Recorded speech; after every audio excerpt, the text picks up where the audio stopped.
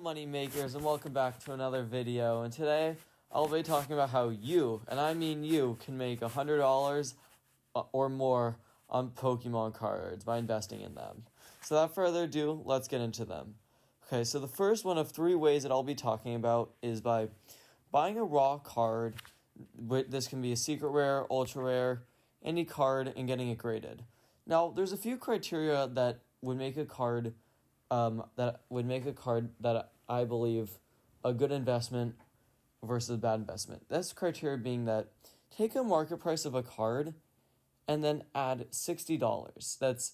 This is for grading, because the whole point of this is getting a card that's ungraded and getting it graded and then selling it for a profit. So of the $60, $25 is actually getting the card graded, and then $35 is just is like hidden fees, something that a lot of grading companies like PSA, Beckett, CGC have. So the one thing is that, and also if you're going to buy multiple cards, just add $25 per additional card into the calculation. So for the main thing is that I and also combine the market prices of all the cards that you're going to be buying. So the whole idea of this is actually simply you want to find a card that in a PSA 10 goes for double the market price plus a grading its market price, or more than double its market price with its market price, which would include the grading costs that the $60 factored in. For multiple cards, just add the PSA 10 values, and yeah. And then all you have to do is get the cards graded. They're probably going to be in a PSA 10 if you got them, if they're near mint on TCG Player or stuff like that. And then all you have to do is sit back and relax and wait for them to get graded. Yeah. Okay, now for this next one, oh, by the way, so now I'm going to be going on eBay. None of these cards I recommend. These are just going to be used as examples, and I'm not sponsoring or any of these products. I'm not even showcasing them. They're just examples. So really for this next bit is buying a card that is graded and then trying to buy it and flip it for a profit.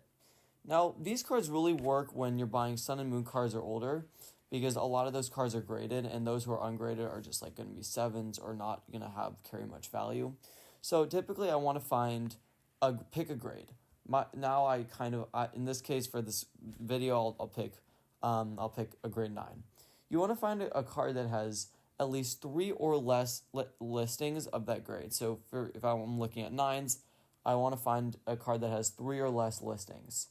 This card just happens to be one. Actually, I bought this card, so I am using this as an example, but I bought it a while ago. So the main thing is that you want to find cards that and then also they also must be affordable. After that, you buy the card, sit back and relax, sell it for profit.